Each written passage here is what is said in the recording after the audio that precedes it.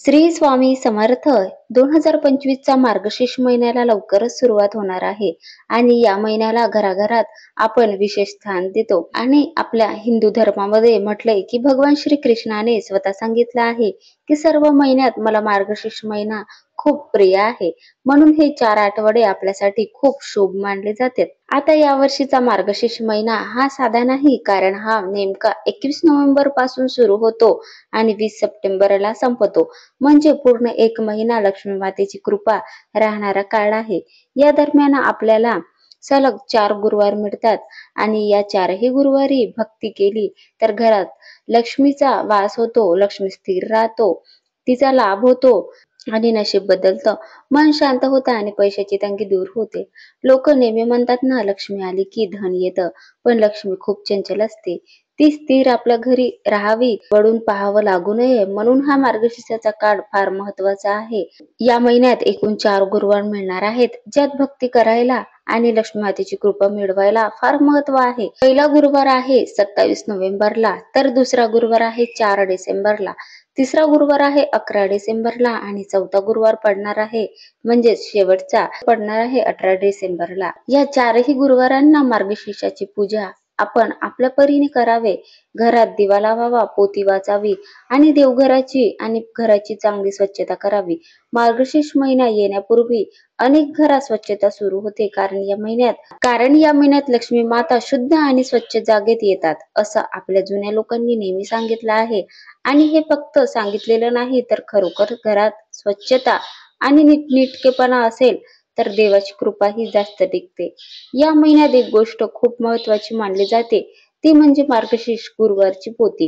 ही पोथी अनेक घरात वर्षानुवर्ष चालत येते, कारण त्यात लक्ष्मी मातेच्या लीलांची कथा असते। लक्ष्मी कशी येते, कशी रुजते, कशी प्रसन्न होते आणि घरातील सुख समृद्धी कशी टिकवायची, हे सगळं त्या पोथीत लिहिलेलं असतात। या पुस्तकात म्हणजेच या पोथीमध्ये महालक्ष्मीने एका गरीब स्त्रीला कसं धन दिलं आणि ती कशी सुखी झाली, अशी कथा आहे। या पुस्तकाचं वाचन गुरुवारी केलं तर अशुभ दूर जातात आणि अडथळे कमी होतात आणि मन शांत राहते। या पुस्तकाचा भाव म्हणजे देवावर श्रद्धा ठेवली की मार्ग निघतो, विश्वास ठेवल्यावरच चमत्कार होतो। आता एक प्रश्न नेहमी विचारला जातो, गुरुवार सुटला तर काय करायचं? काही कारणाने पूजा राहिली तर काळजी करू नये, देव रागावणार नाही, देवाला आपली श्रद्धा महत्वाची असते। अशा वेळी पुढचा गुरुवार दुग्ना भावाने करायचा। उपवास शक्य नसेल तर फक्त साधं शाकाहारी अन्न खायचं, कारण की आपल्या तब्येतीची काळजी घेणे सुद्धा तेवढेच महत्वाचे आहे।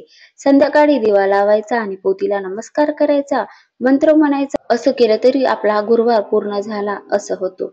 सगळ्यात महत्वाचं म्हणजे मनात खंत ठेवायची नाही, देवाला अगदी प्रेमाने सांगायचं की आज जमलं नाही, पुढच्या वेळी पूर्ण करू। आता मार्गशीर्ष महिन्यात काही खास नियम आहेत। सकाळी सूर्याला पाणी द्यायचं, पहिली रोटी ही गायला द्यायची, घरात निंदा करायची नाही, कुणाची वाईट बोलायचं नाही, कुणाचं वाईट करायचं नाही, स्वच्छता ठेवायची, पैशाचा अपमान करायचा नाही, वृद्ध लोकांचा आशीर्वाद घ्यायचा। या महिन्यात दिलेलं दान 10 पट वाढून परत येतं, असं मोठ्यांनी सांगितलं आहे, म्हणून थोडंसं असलं तरी दान करायचं। मंदिरात थोडा गोड पदार्थ द्यायचा, कुणा गरीबाला माणसाला जेवण द्यायचं, कपडे द्यायचे, याचं पुण्य फार मोठं असतं। या महिन्यात म्हणजे शांततेचा काळ आहे, एक प्रकारे आपलं मन देवाकडे वळतं। घरात आपल्या दिवा जास्त वेळ लागला की वातावरण पवित्र होतं। दिव्याची ज्योत नेहमी पूर्व दिशेला ठेवली की लक्ष्मी मातेला खूप आवडतं। अजून एक गोष्ट, या महिन्यात अनेकांना स्वप्नात खूप सुंदर संकेत मिळतात, काहींना देवाचं रूप दिसतं, काहींना समस्या सुटण्याचे मार्ग सुचतात। हे सगळे या महिन्याची दिव्य शक्ती आहे। आता पुन्हा एकदा तारीख लक्षात ठेवा, मार्गशीर्ष महिन्याची सुरुवात होत आहे 21 नोव्हेंबर 2025, तर गुरुवार संपतो आहे 20 डिसेंबर 2025, म्हणजेच त्या दिवशी शेवटचा गुरुवार येत आहे। या काळात रोज देवाला 10 मिनिटही दिले तरी त्याचं फळ खूप मोठं असतं। लक्ष्मी माता म्हणजे सौभाग्य, सुख, समाधान, शांती, प्रेम आणि धन। या महिन्यात ती स्वतः घराघरात फिरते असं मानलं जातं। आपण दिवा लावून बसलो की ती स्वतः आपल्या घरी येते, मनातील इच्छा ऐकते आणि आशीर्वाद देते। शेवटी एवढंच, या महिन्यात भक्तीने राहा, श्रद्धा ठेवा, पूजा करा, लक्ष्मी मातेला नमस्कार करा, जितकं करता येईल तितकं चांगलं करा, तुम्हाला आणि तुमच्या घराला हे गुरुवार भरभराट देऊन जातील.